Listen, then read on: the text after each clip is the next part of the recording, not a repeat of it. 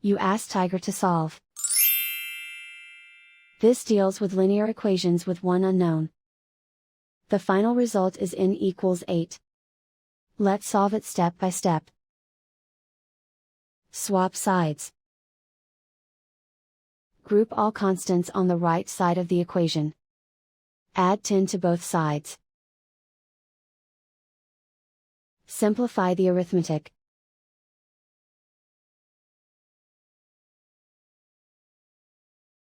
Isolate the n. Multiply both sides by 2.